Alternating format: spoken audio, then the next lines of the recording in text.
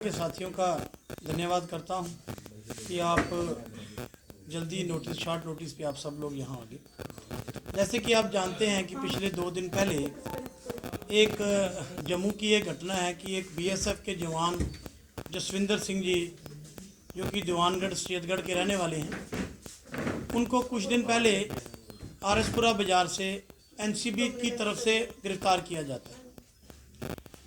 गिरफ़्तार करने के बाद उनको इन्वेस्टिगेशन के लिए लुधियाने लेके जाया जाता है और जब वहाँ इन्वेस्टिगेशन होती है, इन्वेस्टिगेशन के बाद फैमिली को ये बता दिया जाता है कि ये जो जसविंदर सिंह जी हैं, इनकी हालात कुछ ठीक नहीं है, जो हॉस्पिटल में एडमिट हैं।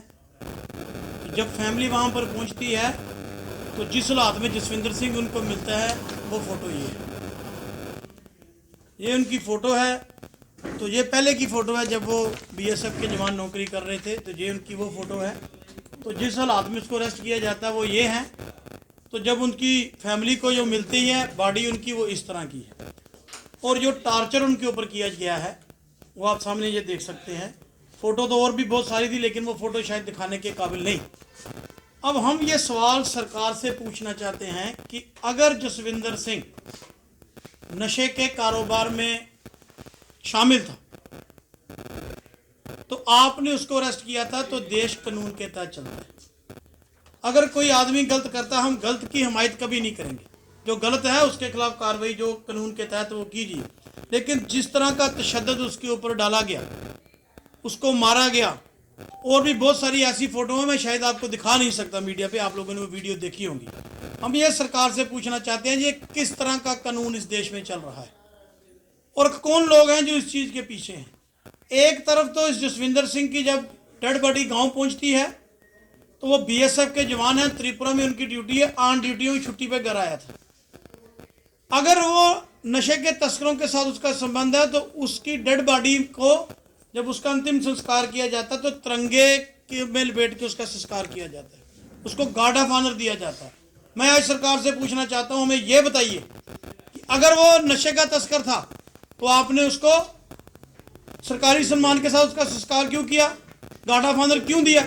अगर वो गार्ड ऑफ ऑनर था तो ये आपने जो तशद्दुद किया है, ये देश की किस कानून के तहत इसको आप जायज मानेंगे? ये कौन सा कानून इसको कहता है? हमें तो आप तो मुगलों के कानून से को भी माफ देंगे। अगर कोई आदमी इस मसले में इन्वॉल्व है उसको अरेस्ट किया जाए, उसके लोग जो कानूनी कार्रवाई बनती है की जाए, लेकिन जिस तरीके से उसके साथ तशद्दुद किया गया, और मैं कहना चाहता हूं मुझे माफ़ कीजिएगा, उसका प्राइवेट पार्ट तक काटा गया। ये इतना बड़ा तशद्दुद है। ये करने वाले लोग कौन है? कोई अंग्रेजों का राज नहीं, कोई बाहर की हुकूमत नहीं, हमारे अपने लोग चुने हुए नुमाइंदे हैं। हमारी अपनी सरकार जब हिंदुस्तान में चल रही है और अगर एनसीबी ने किसी को अरेस्ट किया, अगर किसी को वो पकड़ना चाहते हैं को पकड़ लिया, तो भाई उसके ऊपर कानून है। जब अदालतें बैठी हैं, जज साहब बैठे हैं, इन्वेस्टिगेशन है, बिना इन्वेस्टिगेशन, बिना कोई आपने किसी की बात सुने, किसने इनको हक दे दिया कि आपने एक आदमी की जान ले ली? और जान किस तरीके से ली? तो कहा जा रहा है उसको कार्डिक अरेस्ट हो गया। मैं समझता हूँ मेरे भी फादर की डेथ हुई है घर पे, हम सबके कोई ना कोई रिश्तेदार कार्डिक अरेस्ट में हुए होंगे। क्या कार्डिक अरेस्ट में आदमी को इस तरह के जख्म लगते हैं? ये जख्म हैं जो कार्डिक अरेस्ट में आदमी को होते हैं?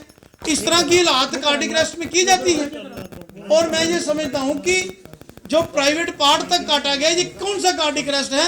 सो आज हम सरकार से ये डिमांड करना चाहते हैं कि जल्द से जल्द इसकी जो इंक्वायरी है वो सीबीआई से करवानी चाहिए। उसकी फैमिली ने भी कल रोड वहां पर बंद किया था, सब लोग वहां पर इकट्ठे थे। हम आज भी उनके घर, हमारी पार्टी का एक प्रतिनिधि मंडल उनके घर जाएगा, डेलीगेशन। लेकिन हमारी सरकार से एक डिमांड है, इस केस की सीबीआई इंक्वायरी होनी चाहिए, क्योंकि जिन लोगों ने इंक्वायरी करी है हमें उनके ऊपर कोई यकीन ही नहीं है कि जब पहली बात तो अगर कोई बाहर से किसी को अरेस्ट किया जाता है उसकी फैमिली को इन्फॉर्म किया जाता है। किसी ने उसकी फैमिली को इन्फॉर्म नहीं किया। 4 साल का उसका छोटा बच्चा रह गया, 4 साल का बच्चा। और सबसे बड़ा दुनिया में काम है एक माँ बाप के लिए अपने जवान बेटे की लाश देखना।